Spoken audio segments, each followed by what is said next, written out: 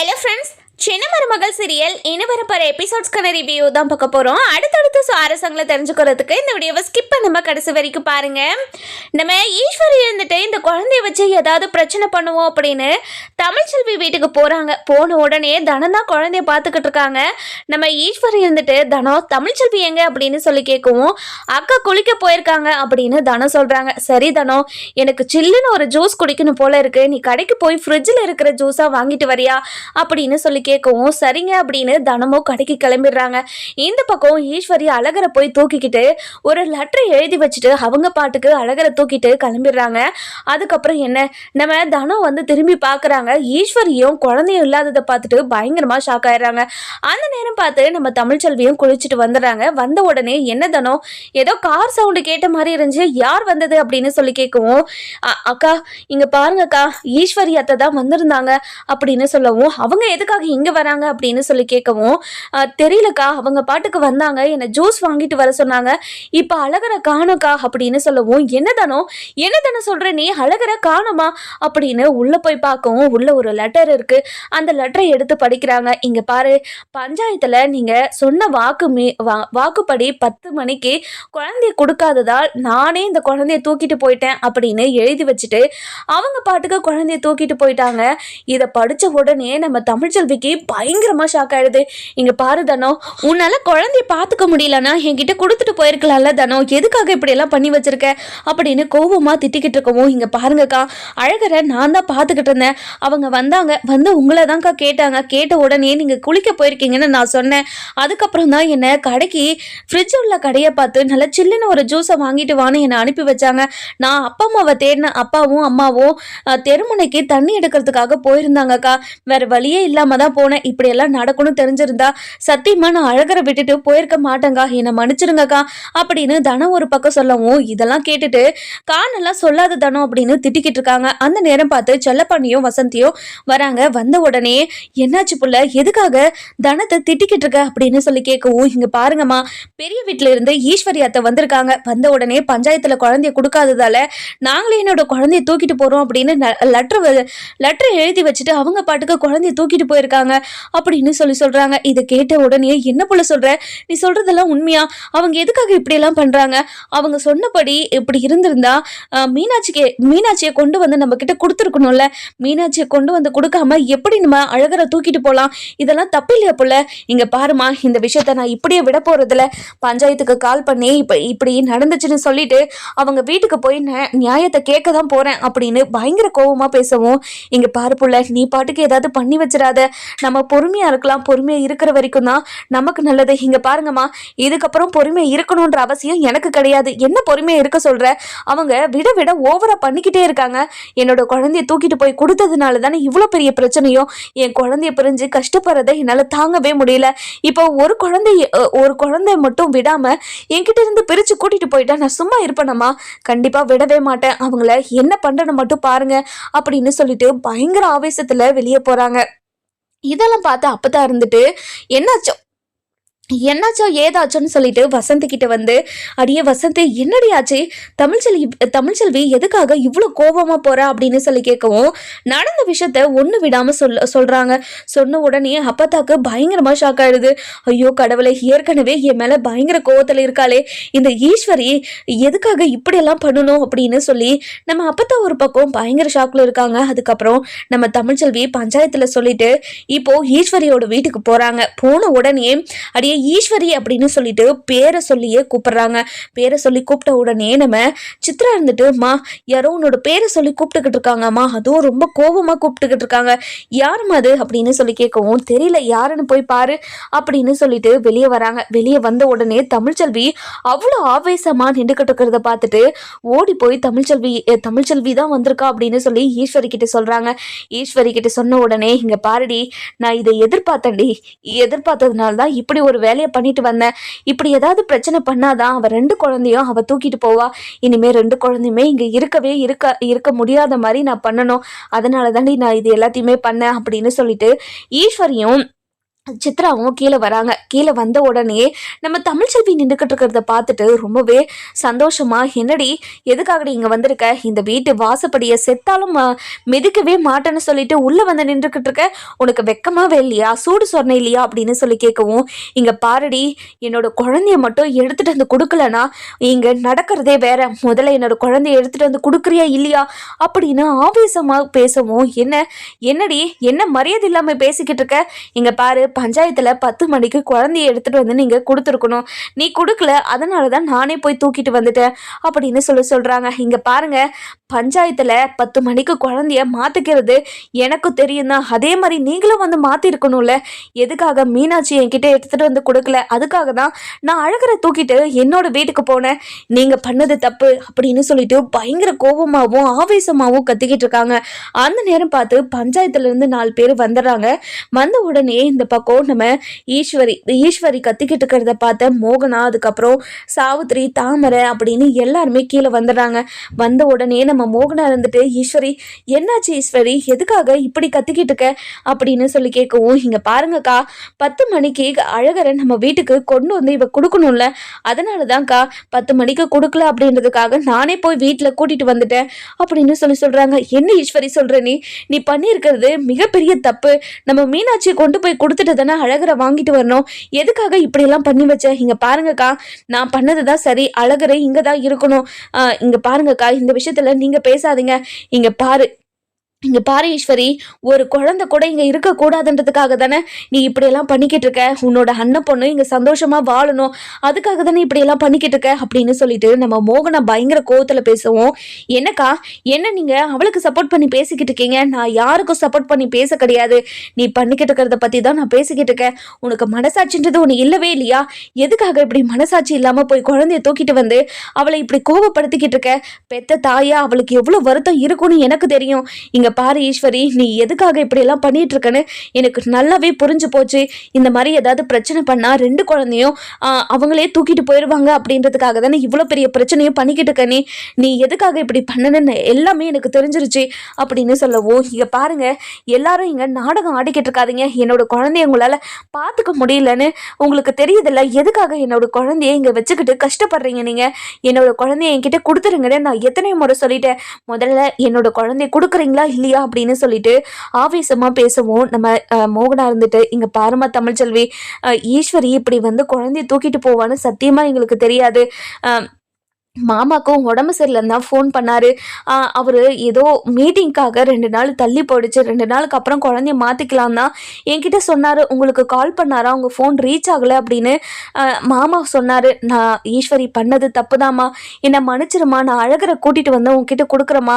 இங்க பாருங்கக்கா, அழகரை மட்டும் தூக்கிட்டு வந்து அவகிட்ட கொடுத்தீங்கன்னா இங்க நடக்கிறதே வேற அப்படின்னு சொல்லிட்டு பயங்கர கோபமா நம்ம ஈஸ்வரி பேசவும், இதெல்லாம் கேட்டுக்கிட்டு இருந்தேன் நம்ம மோகனா இருந்துட்டு மலருக்கு கால் பண்றாங்க. கால் பண்ணி சொல்லுங்க அத்தை அப்படின்னு சொல்லி கேட்கவும், இங்க பாரு மலரு அப்படின்னு நடந்த விஷயத்தெல்லாம் ஒண்ணு விடாம மலர்கிட்ட சொல்லவும், இங்க இவ்வளோ பெரிய பிரச்சனைய பண்ணிக்கிட்டு இருக்கா அந்த ஈஸ்வரி, எவ்வளவு சொன்னாலும் கேட்கவே மாட்டேங்கிறா. நீ போய் மாமா கிட்ட போனை கொடுக்குறியா அப்படின்னு போய் அதாவது நம்ம ராஜாங்கத்துக்கிட்ட ஃபோனை கொடுக்க வைக்கிறாங்க. அதுக்கப்புறம் ராஜாங்கத்துக்கு, சேதுக்கு, கருப்புக்கு அப்படின்னு எல்லா விஷயமும் தெரிய வருது. தெரிஞ்ச உடனே பயங்கரமா ஷாக் ஆயிடுறாங்க. இந்த ஈஸ்வரிக்கு என்ன மூளை இது கெட்டு போச்சா? எதுக்காக இப்படியெல்லாம் பண்ணிக்கிட்டு இருக்காளாம் அவ? இங்க பாருங்க, எனக்கு தெரிஞ்சு அவன் அண்ணன் பொண்ணு இங்க சந்தோஷமா வாழணும். சேதுக்கும் ஐஸ்வர்யாக்கும் இடையில அந்த குழந்தை இருக்கக்கூடாதுன்றதுக்காக தான் இவ இப்படியெல்லாம் பண்ணிட்டு இருக்கணும். அது அவகிட்ட கேட்ட கூட அவ அமைதியாவே இருக்க மாட்டேங்கிறா. அவ பாட்டுக்கு பிரச்சனை பண்ணிக்கிட்டே இருக்கா. எனக்கு என்ன சொல்லி இந்த பிரச்சனையை சால்வ் பண்ணுறதுனே எனக்கு தெரியலங்க. பஞ்சாயத்துலேருந்து 4 பேர் வீட்டுக்கு வேற வந்துட்டாங்க. அவங்க என்ன சொல்லுவாங்களோ ஏது சொல்லுவாங்களோ நினச்சாவே எனக்கு பயமாக இருக்குங்க அப்படின்னு நம்ம மோகனா எல்லா விஷயத்தையும் இந்த பக்கம் அதாவது நம்ம ராஜாங்கத்துக்கிட்ட சொல்லிட்டு ஃபோனை வச்சுட்டு இங்கே அதாவது நம்ம தமிழ்ச்செல்வி கிட்ட வராங்க. அதுக்கப்புறம் நம்ம வசந்தி, அப்பத்தா, செல்லப்பாண்டி, நம்ம தனன்னு சொல்லிட்டு எல்லாருமே வந்துடுறாங்க. வந்த உடனே நம்ம அப்பத்தா இருந்துட்டு, அடியே இங்கே பாரடி, உனக்கு மனசாட்சின்றது ஒன்று இல்லவே இல்லையா? எதுக்காகடி இப்படி கூறுகட்டத்தனமா இப்படி பண்ணி வச்சிருக்க அப்படின்னு சொல்லி கேட்கவும், இங்க பாருங்க நீங்க பெரிய மனுஷ தானே, பெரிய மனுஷனா பெரிய மனுஷத்தனமா நடந்துக்கணும். நீங்க பாட்டுக்கு அந்த தமிழ்ச்செல்விக்கே சப்போர்ட் பண்ணிக்கிட்டு இருக்கீங்க. அந்த தமிழ்ச்செல்வி மேல எந்த ஒரு தப்புமே இல்லையா?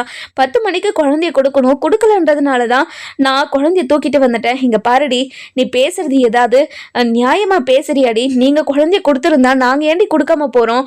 பஞ்சாயத்தோட வார்த்தைக்கு கட்டுப்பட்டு தாண்டி நாங்க இப்போ வரைக்குமே இருக்கோம். ஆனா நீங்க தாண்டி பஞ்சாயத்தோட வார்த்தைக்கு கட்டுப்படாம குழந்தைய வந்து கொடுக்கவே இல்லை.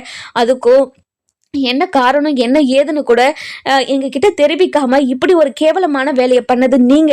கோவப்பட வேண்டியது நாங்க. இப்போ இன்னொரு குழந்தைய தூக்கிட்டு வந்து வச்சுக்கிட்டு பிரச்சனை பண்ணலான்னு நினச்சிக்கிட்டு இருக்கீங்களா? இங்க பாருங்க ஐயா, நீங்க தான் இதுக்கு ஏதாவது ஒரு முடிவு பண்ணணும் அப்படின்னு சொல்லி நம்ம பஞ்சாயத்துல இருக்கிற ஆள்கிட்ட சொல்லவும், இங்க பாருங்கம்மா, நீங்க பண்ணிக்கிட்டு இருக்கிறது மிகப்பெரிய தப்புமா. எதுக்காகம்மா இப்படி பண்ணிக்கிட்டு இருக்கீங்க? முதல்ல குழந்தைய தூக்கிட்டு வந்து கொடுங்க அப்படின்னு சொல்லவும், இங்க பாருங்க ஐயா, எங்களால குழந்தைய தூக்கிட்டு வந்து கொடுக்க முடியாது. குழந்தை இங்கே தான் இருக்கும். அடுத்த சனிக்கிழமை தான் அழகுற அங்கே போகணும். அதனால அடுத்த சனிக்கிழமை வந்து வாங்கிக்க சொல்லுங்க அப்படின்னு சொல்றாங்க. இதை கேட்ட உடனே, இங்க பாருங்க ஐயா, உங்க வார்த்தைக்கு கட்டுப்பட்டு தான் இவ்வளோ நேரம் நான் பொறுமையா இருந்தேன். இதுக்கு மேல நான் பொறுமையா இருக்கணும்ன்ற அவசியம் எனக்கு கிடையவே கிடையாது. இங்க பாருங்க மச்சி, எல்லாமே உங்களால தான். நான் பிறந்த உடனே குழந்தை முகத்தை கூட காட்ட விடாம என்னோட குழந்தைய பிரிச்சு அங்க எடுத்துட்டு போய் கொடுத்துட்டு வந்தீங்க. நீங்க இந்த மாதிரி ஒரு துரோகத்தை பண்ணதுனால தானே இப்போ வரைக்கும் நான் இவ்வளோ பெரிய தண்டனை அனுபவிச்சுக்கிட்டு இருக்கேன். இப்போ பார்த்தீங்களா அவங்க எப்படிலாம் பேசிக்கிட்டு இருக்காங்கன்னு பார்த்தீங்களா? என்னோட குழந்தைய நீங்க தான் வாங்கி கொடுக்குறீங்க அப்படின்னு சொல்லிட்டு நம்ம அப்பத்தா கிட்ட சொல்லவும், அப்பத்தா இருந்துட்டு, இங்க பாருடி, ஒரு குழந்தைய உங்ககிட்ட எடுத்துட்டு வந்து கொடுத்தது எவ்வளோ பெரிய தப்புன்னு நான் இப்போ புரிஞ்சுக்கிட்டேன்டி. முதல்ல குழந்தைய தூக்கிட்டு வந்து கொடுக்குறியா இல்ல என்னடி பண்ண போற நீ அப்படின்னு சொல்லி கேட்கவும், இங்க பாருங்க இங்க எவ்வளோ பிரச்சனை நடந்தாலும் என்ன நடந்தாலும் குழந்தைய கொண்டு வந்து எங்களால கொடுக்க முடியாது. உங்களால என்ன பண்ண முடியுமோ பண்ணிக்கோங்க அப்படின்னு சொல்லிடுறாங்க. ஓ அப்படியா, எங்களால் என்ன பண்ண முடியுமோ பண்ணிக்கோங்க அப்படின்னு சொல்கிறீங்களா? கண்டிப்பாக எங்களால் என்ன பண்ண முடியுமோ அதை நாங்கள் பண்ணிக்கிறோம் அப்படின்னு சொல்லி ரொம்பவே கோபத்தில் சொல்கிறாங்க. இந்த பக்கம் பார்த்தீங்கன்னா நம்ம ராஜாங்க இருந்துட்டு சேதுக்கிட்ட, இங்கே பாரு சேது, இதுக்கு மேலேயும் நம்ம வீட்டுக்கு போகாமல் இருந்தால் கண்டிப்பாக வேற மாதிரி ஆகிடும் பிரச்சனை. அதனால் நம்ம இப்போவே வீட்டுக்கு கிளம்பலாம் அப்படின்னு சொல்கிறாங்க. அதுக்கப்புறம் ராஜாங்க இருந்துட்டு எவ்வளவோ பஞ்சாயத்தில் இருக்கிற ஆளுங்க கிட்ட ஃபோன் பேசலாம் அப்படின்னு சொல்லிட்டு ஃபோனை ட்ரை பண்ணிக்கிட்டு இருக்காங்க. ஆனால் ஃபோன் வந்து ரீச் ஆகவே மாட்டேங்குது. டவர் இல்லையா என்ன ஏதுன்னே தெரியல, ஃபோன் ரீச் ஆக மாட்டேங்குது. இவங்க அவசரமாக கிளம்பிடுறாங்க இப்போ மதுரைக்கு. அதுக்கப்புறம் என்ன, நம்ம தமிழ்ச்செல்விக்கு மலர் இருந்துட்டு கால் பண்ணுறாங்க. கால் பண்ண உடனே நம்ம தமிழ்ச்செல்வியும் அட்டன் பண்ணி, இங்கே பாருங்கக்கா, உங்கள் வீட்டில் இருக்கிறவங்கெல்லாம் என்ன நினச்சிக்கிட்டு இதெல்லாம் பண்ணிக்கிட்டு இருக்காங்க. இது எல்லாத்தையும் உங்கள் மாமா சொல்லி கொடுத்து தான் இது எல்லாத்தையும் பண்ணுறாங்களா? மனசாட்சின்னு ஒன்று இல்லவே இல்லையா? ஏதோ பாவம் பார்த்து தான் ஒரு குழந்தைய உங்ககிட்ட நான் விட்டு வச்சுருந்தேன். அதுவும் பஞ்சாயத்தோட வார்த்தைக்காக மட்டும்தான். அது கூட இனிமேல் நான் செய்ய போகிறது கிடையாது. என்னோட 2 குழந்தைய நான் தூக்கிட்டு போகிற வரைக்கும் இங்கேருந்து போகவே மாட்டேன். இங்கே பாரு தமிழ், இன்னும் ஒரு 4 மணி நேரத்தில் நாங்கள் வீட்டுக்கு வந்துடுவோம். இப்போ வீட்டுக்கு தான் வந்துட்டுருக்கோம். இங்கே பாரு தமிழ், நீ பிரச்சனை எதுவும் பண்ணாத தமிழ். இங்கே மாமா வந்து எல்லாத்தையும் பேசிக்கிறேன்னு சொல்லிட்டாரு. இங்கே பாரு தமிழ், ஈஸ்வரியாத்த பண்ணது மிகப்பெரிய தப்பு தான். நான் அதுக்காக மன்னிப்பு கேட்டுக்கிறேன். ராஜாங்க மாமாவும் மன்னிப்பு கேட்க சொன்னார். ப்ளீஸ் தமிழ், நீ எதையும் பெருசாக எடுத்துக்காம முதல்ல வீட்டுக்கு போ தமிழ். நாங்கள் வந்து எல்லாத்தையும் பேசுகிறோம். இங்கே பாருங்கக்கா, நீ குழந்தை வர வரைக்குமே கண்டிப்பாக நான் இந்த வீட்டை விட்டோ எங்கேயுமே நகரவே மாட்டேன். பஞ்சாயத்தில் இருக்கிறவங்களும் இங்கே தான் இருக்காங்க. அவங்களும் சொல்லிட்டாங்க 2 குழந்தையும் உன் கையில் வாங்கி கொடுக்குறேன்னு சொல்லிட்டாங்க. அவங்க கொடுத்த வாக்கை நிறைவேற்றுவாங்கன்னு நம்பி நான் இங்கே இருக்கேன். இனிமே என்னோட குழந்தைங்கள உங்கள் கண்ணில் கூட நான் காட்டவே மாட்டேன் அப்படின்னு சொல்கிறாங்க. இதை கேட்ட ஈஸ்வரி இருந்துட்டு, இங்கே பாருடி, இதுக்காக தானே நான் இவ்வளோ பிரச்சனையும் பண்ணேன். இப்போ நான் நினச்ச மாதிரியே இப்படியெல்லாம் பண்ணிக்கிட்டு கேடி, ரொம்ப சந்தோஷம். இனிமே ஐஸ்வர்யாவோட வாழ்க்கை சந்தோஷமா இருக்கணும். ஐஸ்வர்யா சேதுவும் சேர்ந்து ஒரு குழந்தைய பெற்றுக்கணும்டி. அதுக்காக தானே நான் இது எல்லாத்தையுமே பண்ணிக்கிட்டு இருக்கேன் அப்படின்னு சொல்லிட்டு மனசுக்குள்ள யோசிச்சுக்கிட்டு இருக்காங்க. இந்த பக்கம் நம்ம சேது இருந்துட்டு, அப்பா என்னப்பா இந்த சின்னம்மாக்கு ஏதாவது புத்தின்றது இருக்குதா இல்லையா? எதுக்காக இப்படி தேவையில்லாமல் பிரச்சனை பண்ணிக்கிட்டு இருக்காங்க? இப்போ 2 குழந்தையுமே அவகிட்ட வாங்கி கொடுக்குறேன்னு பஞ்சாயத்தில் சொல்லியிருக்காங்களாம். இங்கே பாருங்கப்பா, குழந்தை இல்லாமலெல்லாம் ஒரு நிமிஷம் கூட என்னால் இருக்கவே முடியாதுப்பா. என்னை எப்படியாவது அங்கே போய் பேசி நடந்ததுக்கு எல்லாத்துக்கும் மன்னிப்பு கேட்டுடலாம்ப்பா, வாங்கப்பா அப்படின்னு சொல்லவும், இதை கேட்ட உடனே நம்ம ராஜாங்க இருந்துட்டு, இங்கே பாரு சேது, இது எல்லாமே ஈஸ்வரியால தான். அந்த ஈஸ்வரி மட்டும் அமைதியாக இருந்திருந்தா இந்த பிரச்சனையெல்லாம் நடந்திருக்குமா? அவங்களும் அமைதியாக தானே இருந்தாங்க. அமைதியாக இருக்கிறவங்கள எதுக்கு நோண்டி பார்க்கணும், எதுக்கு இவ்வளோ பெரிய பிரச்சனையை ஆக்கணும் அப்படின்னு சொல்லிட்டு பயங்கர கோபமாகவும் ஆவேசமாகவும் வீட்டுக்கு வந்துக்கிட்டு இருக்காங்க. வீட்டுக்கு வந்த உடனே அந்த ஈஸ்வரிக்கு இருக்கு அப்படின்னு சொல்லிட்டு ராஜாங்கமும் பயங்கர கோபத்தில் பேசவும் நம்ம சேது இருந்துட்டு, அப்பா எனக்கு ரொம்ப ரொம்ப பயமா இருக்குப்பா, மீனாட்சியும் அழகரையும் இனிமே பார்க்கவே முடியாதோ அப்படின்னு எனக்கு ரொம்ப ரொம்ப பயமா இருக்கு. சென்னைக்கு வந்ததே மிகப்பெரிய தப்போன்னு எனக்கு தோணுது. நீங்க சொன்ன மாதிரி உங்ககிட்ட அழகரை நான் மீனாட்சியை உங்ககிட்ட கொடுத்து அனுப்பியிருக்கணும்ப்பா.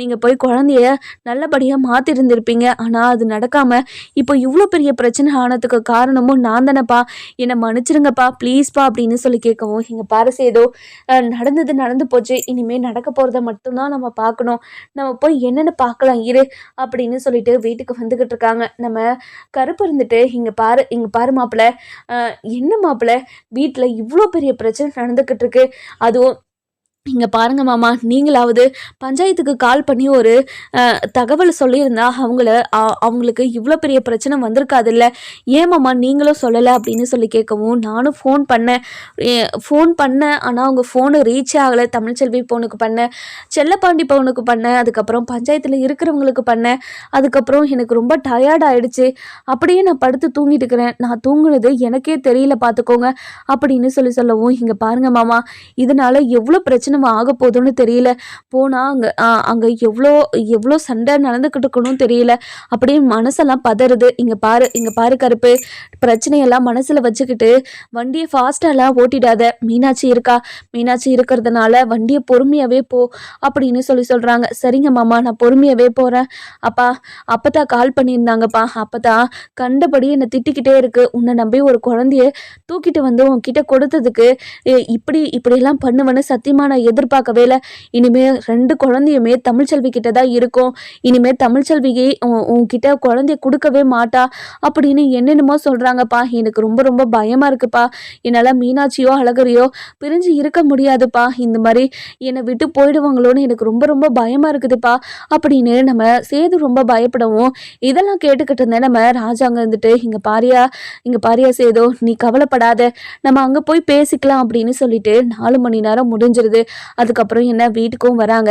வீட்டுக்கு வந்த உடனே நம்ம தமிழ்ச்செல்வி பயங்கர கோபத்தோடையும் ஆவேசத்தோடையும் அங்கவே நின்றுக்கிட்டு இருக்காங்க. இதெல்லாம் பார்த்த ராஜாங்கம் சேது அப்படின்னு எல்லாருமே ரொம்ப ஷாக்ல ஓடி வந்து காரை விட்டு இறங்குறாங்க. இறங்கின உடனே நம்ம பஞ்சாயத்தில் இருக்கிறவங்க கிட்ட போயிட்டு, இங்கே பாருங்க ஐயா, பஞ்சாயத்தில் சொல்லியிருந்த வார்த்தையை மீறி நாங்கள் குழந்தைய மாற்றாமல் இருந்தது மிகப்பெரிய தப்பு தான். அதுவும் ஈஸ்வரி குழந்தைய அங்கே போய் அவங்களோட அனுமதி இல்லாமல் குழந்தைய தூக்கிட்டு வந்ததும் மிகப்பெரிய தப்பு தான்.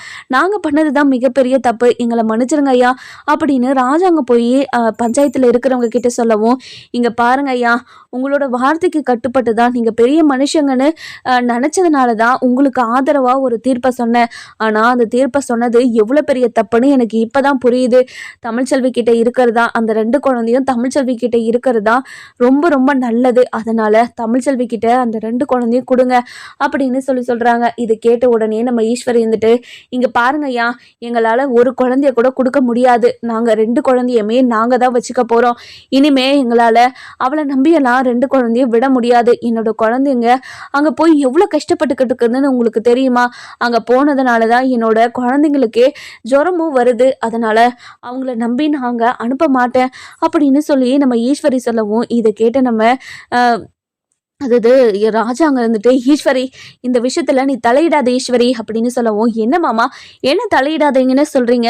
இங்கே பாருங்க மாமா, இந்த விஷயத்தில் இந்த தமிழ்ச்செல்வியை நம்ம இவ்வளோ அசால்ட்டாக விடக்கூடாது மாமா. இனிமேல் 2 குழந்தையும் நம்மளோட வாரிசு 2 பேருமே இங்கே தான் வளரணும். அதனால் தமிழ்ச்செல்வியை இங்கேருந்து கிளம்ப சொல்லுங்க அப்படின்னு சொல்லி மனசாட்சியும் இல்லாமல் பேசிக்கிட்டு இருக்கவும், இதெல்லாம் கேட்டுக்கிட்டு இருந்த பஞ்சாயத்தில் இருக்கிறவங்க, என்ன என்ன என்ன என்ன ராஜாங்கம் இது, என்ன என்னங்க ஐயா, என்ன நடந்துக்கிட்டு இருக்கு, என்ன பேசிக்கிட்டு இருக்காங்க, எனக்கு எதுவும் புரியல. முதல்ல 2 குழந்தைய எடுத்துட்டு வந்து கொடுத்துட்டு அதுக்கப்புறம் நீங்க என்ன வேணாலும் பேசுங்க, அதுக்கப்புறம் நாங்க நீங்க பேசுறதெல்லாம் பொறுமையா கேட்குறோம் அப்படின்னு சொல்லவும், இதை கேட்ட உடனே நம்ம தமிழ்ச்செல்வி இருந்துட்டு, இங்க பாருங்க ஐயா, உங்களோட பேச்சுக்கு மரியாதை கொடுத்து தான் இத்தனை நாளா என்னோட குழந்தைய இந்த வீட்டுக்கு அனுப்பி வச்சிருந்தேன்.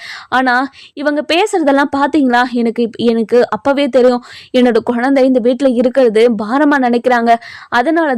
அதனாலதான் இப்போ இப்படியெல்லாம் ஒரு பிரச்சனையை பண்ணிக்கிட்டு இருக்காங்க. இப்படியெல்லாம் பிரச்சனை பண்ணாதான் என்னோட 2 குழந்தைங்களும் நான் வாங்கிட்டு போவேன்ற ஒரு எண்ணத்துல இப்படியெல்லாம் பண்ணிக்கிட்டு இருக்காங்கன்னு எனக்கு நல்லாவே தெரியுது அப்படின்னு சொல்லவும், நம்ம ஈஸ்வரி இருந்துட்டு நம்ம மோகனா இருந்துட்டு ஈஸ்வரி கிட்ட, இங்க பாரு ஈஸ்வரி, எனக்கும் நல்லாவே தெரியுது உன் அண்ணன் பொண்ணோட வாழ்க்கை நல்லா இருக்கணுன்றதுக்காக தானே இப்படியெல்லாம் பண்ணிக்கிட்டு இருக்க. எதுக்காக ஈஸ்வரி இப்படியெல்லாம் பண்ணிக்கிட்டு இருக்க, இப்படி பண்ணாதன்னு உன்கிட்ட படிச்சு சொல்லிக்கிட்டு இருக்க, எதுக்காக எதுவுமே கேட்காம இப்படி பண்ணிக்கிட்டு இருக்கேன்னு எனக்கு சுத்தமா புரிய மாட்டேங்குது, எனக்கு ரொம்ப ரொம்ப கஷ்டமா இருக்குது அப்படின்னு சொல்லவும், இதை கேட்ட உடனே நம்ம ஈஸ்வரி இருந்துட்டு, இங்க பாருங்கக்கா, இந்த விஷயத்துல நீங்க எல்லாரும் கொஞ்சம் கம்முன்னு இருங்க, நான் அந்த தமிழ்ச்செல்வியை நான் டீல் பண்ணிக்கிறேன் அப்படின்னு சொல்லவும், இதை கேட்ட உடனே நம்ம தமிழ்ச்செல்விக்கு பயங்கரக்கும் ஈஸ்வரிய பல்லார்னு ஒரு அறை அறிஞ்சிடுறாங்க. என்ன கேட்காம என்னோட அனுமதி இல்லாம என் குழந்தைய தொட்டதே மிகப்பெரிய தப்பு, எதுக்காக என்னோட குழந்தைய தூக்கிட்டு போனேன் அப்படின்னு கேட்கவும், நம்ம செல்லப்பாண்டி இருந்துட்டு, என்ன தமிழ் இதெல்லாம், அவங்க பெரியவங்க தமிழ் அப்படின்னு சொல்லவும், என்னப்பா பெரியவங்க, நான் பெரியவங்க அப்படின்றதுக்காக தான் இவ்வளோ நேரமா பொறுமையா இருந்தேன், இதுக்கு மேல என்னால பொறுமையெல்லாம் இருக்க முடியாது, நான் பொறுமையை இழந்துட்டேன், இனிமேலும் இவங்க கிட்ட பொறுமையை பேசினா வேலைக்கு ஆகவே ஆகாது. இங்க பாருங்க ஐயா, உங்க கண்ணு முன்னாடி இப்படி இவங்களுக்கு மரியாதை கொடுக்காம பண்றேன்னு மட்டும் நினைக்காதீங்க. என்னோட மனசுல இருக்கிற வருத்தத்தையும் கஷ்டத்தையும் உங்ககிட்ட நான் எப்படி சொல்றதுன்னு கூட எனக்கு தெரியல. என்ன இவங்க அவ்வளோ கஷ்டப்படுத்திருக்காங்க, அவ்வளோ காயப்படுத்திருக்காங்க, இப்போ வரைக்குமே என்னோட குழந்தை கண்ணில் காட்டாம இவங்க எப்படியெல்லாம் நான் நாடகம் ஆடிக்கிட்டு இருக்காங்கன்னு பாருங்க. என் குழந்தைங்க 2 பேரும் இப்போ பசியில் இருப்பாங்க, அவங்களுக்கு பசியை ஆத்துறதா இல்லை இவங்க கிட்ட நான் சண்டை போடுறதா சொல்லுங்க. இங்க பாருங்க ஐயா, முதல்ல என்னோட குழந்தைய வாங்கி என் கையில் கொடுங்க ஐயா, அப்பதான் என் மனசுக்கு நிம்மதியா இருக்கும் அப்படின்னு சொல்லவும், இங்க பாருமா, நீ கவலைப்படாதம்மா, 2 குழந்தைய நான் வாங்கி கொடுக்குறேன், நீ பேசாம இருமா, உனக்கு ஏதாவது ஆயிடு போகுது அப்படின்னு தமிழ்ச்செல்வியை எதுவும் பேசாம அமைதியே இருக்க சொல்றாங்க. அதுக்கப்புறம் நம்ம பஞ்சாயத்துல இருக்கிறவங்க 2 பேரு ராஜாங்கத்துக்கிட்ட போயிட்டு, இங்க பாருங்க ஐயா, உங்களோட மரியாதைக்காக தான் நாங்க 2 நாள் கழிச்சு எல்லாத்தையும் பேசிக்கலாம்னு இருந்தோம், ஆனா உங்க வீட்டுல இருக்கிறவங்க இவ்வளோ பெரிய பிரச்சனை பண்ணிட்டாங்க, இதுக்கு மேலேயும் தமிழ்ச்செல்வி 2 குழந்தையும் இங்க விட எனக்கு மனசு இல்லை, என்னோட குழந்தைய 2 பேரையும் வாங்கி கொடுத்துருங்கன்னு கேட்குறாங்க. அவங்க கேட்கறதுலயும் நியாயம் இருக்குது, நீங்க பண்ணது மிகப்பெரிய தப்பு, இந்த தப்புனால கண்டிப்பா தமிழ்ச்செல்விக்கு ஆதரவா தான் நாங்க தீர்ப்பு சொல்ல முடியும், அதனால 2 குழந்தையும் தூக்கிட்டு வந்து தமிழ்ச்செல்வி கிட்ட நீங்க கொடுக்கறதா நியாயமே அப்படின்னு சொல்றாங்க. இங்க பாருங்க ஐயா, நாங்க பண்ணது எல்லாமே தப்பு தான், நாங்க இல்லைன்னு சொல்லல, அதுக்காக குழந்தைய தூக்கிட்டு போய் அவங்க கிட்ட கொடுங்கன்னா என்னால முடியாதுங்க ஐயா, குழந்தைய பிரிஞ்சு என்னோட பையனால இருக்க முடியாது, என் பையன் குழந்தைய பிரிஞ்சு ரொம்ப ரொம்ப தவிச்சு போயிடுமா, அவன் தவிக்கிற தவிப்பை என்னால பார்க்க முடியாதுங்க ஐயா அப்படின்னு சொல்லவும், அதுக்கு நீங்க கரெக்டா நடந்திருந்தீங்கன்னா, பஞ்சாயத்தோட வார்த்தையை மீறாம இருந்திருந்தீங்கன்னா கண்டிப்பா உங்களுக்கு ஆதரவா நான் பேசியிருப்பேன். ஆனா நீங்க பஞ்சாயத்தோட வார்த்தையை மீறி இப்படி அநியாயமா ஒரு விஷயத்த பண்ணும்போது எப்படிங்க ஐயா உங்களுக்கு ஆதரவா எங்களை பேச சொல்றீங்க, அது எங்களால முடியவே முடியாது, தமிழ்ச்செல்விக்கு ஆதரவா தான் இந்த பஞ்சாயத்து இப்போ பேசும், அதனால முதல்ல 2 குழந்தைய தூக்கிட்டு வாங்க, நீங்க என்ன காரணம் சொன்னாலும் கண்டிப்பா அந்த காரணத்தை நாங்க ஏத்துக்கவே மாட்டோம், முதல்ல குழந்தைய தூக்கிட்டு வரீங்களா இல்லையா அப்படின்னு கேட்கவும், இதை கேட்ட சேது இருந்துட்டு நம்ம பஞ்சாயத்தோட ஆளுங்களை 2 பேரு காலையும் விழுந்துடுறாங்க.